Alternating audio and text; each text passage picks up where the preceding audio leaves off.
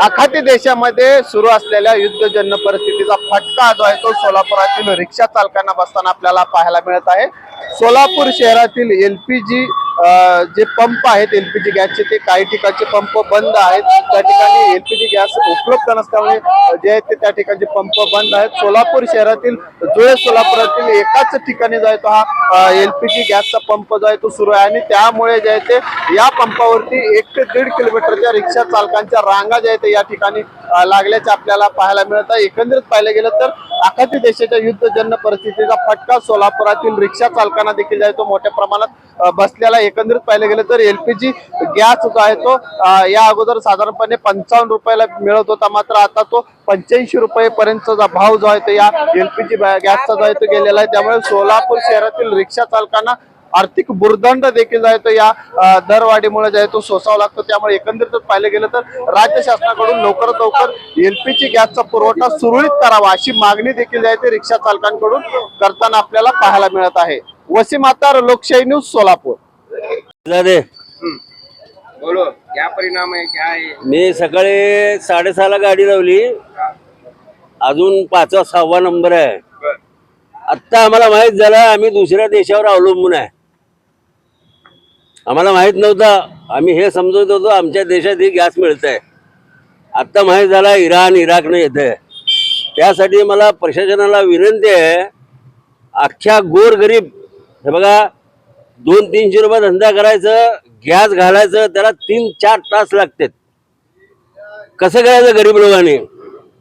आणि आमच्या देशाचे पंतप्रधान म्हणतात कुठल्याही प्रकारची टंचाई नाही आहे। सिलेंडर मागे 60 रुपये वाढला, इथे 30 रुपये वाढला, 1 लिटर मागे 30 रुपये, 55 रुपये होता, तिकडे 85। आणि सोलापूर शहरामध्ये फक्त एकच पंप चालू आहे, हा नई जिंदगीचा बंद आहे, अशोक चौकचा बंद आहे, बोरामेल नाक्याचा बंद आहे। शासन ह्याला काय, शासनाचा जबाबदार आहे ह्याला? अहो भाड्यांच्या गाड्या आहेत, कंत्राटने की ना गॅस कुठं घालायचं, धंदा काय करायचं? 7 ला गाडी लावला, आता 9:30 वाजलेले आहेत, काय धंदा करायचं? लेकरा बाळाला काय खाऊ घालायचं? तर मला शासनाला आणि प्रशासनाला विनंती आहे, जास्तीत जास्त गॅस पुरवठा करा, गरिबाची हाय घेऊ नका, एवढंच म्हणतो। जय हिंद, जय महाराष्ट्र। नमस्ते, माझं नाव अजित भोसले। तर 20 दिवस झालं रिक्षाला गॅस भरून मिळणं एवढी अपदा व्हायला लागली आहे। सोलापूरमध्ये कुठंच गॅस चालू नाही, फक्त डीमार्टचं जुळे सोलापूरला तेवढाच गॅस चालू आहे। आणि सकाळी 6 ला येतो, सकाळी 10 ला 11 वाजता गॅस भरतो, निघून जातो। म्हणजे 4 तास लाईन मध्ये थांबावं लागतंय। सर धंदा करायचा का उपाशी मारायचं? कर्ज बाजारी, प्रत्येक रिक्षावाला कर्ज बाजारी आहे। लेकर बायको कसं सांभाळायचं सर? प्रत्येकाचं घर भाड्याचा, रिक्षा भाड्याचे, कसं घर चालू आहे सर? शाळेची वर्दी पण, शाळेची वर्दी आहे, लेकरांची अपदा व्हायला लागली, सगळ्यांची अपदा व्हायला लागली आहे। कसं घर चालवायचं? किती रुपयांनी मागलाय? आणि पहिला किती 55 होतं, आता 83-85 रुपये लिटर झाले सर। 90 रुपये लिटर. कसं पैसे धंदा पण होता, त्यात पॅसेंजर अजून पैसे देत नाहीत। हा सगळीकडे पैसे घालवते, पॅसेंजर रिक्षावाल्याला पैसे देत नाहीत। एवढं कसं रेट वाढलं, कसं रेट काय वाढला झालं? सर, आम्हाला पण परवडत नाही सर, आमचं पण हाताचं पोट आहे। विनंती आहे फक्त गॅस चालू करा, बास काय नको, आमचं आम्ही करून खातो।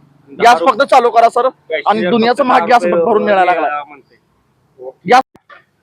माझं नाव सुभान शेख आहे, मी रिक्षा चालवतो। आता 7 वाजता आलो इथं, 10 वाजायला आलेत, आतापर्यंत आत्ता नंबर आलाय माझं। 1-2 किलोमीटर पर्यंत लाईन आहे।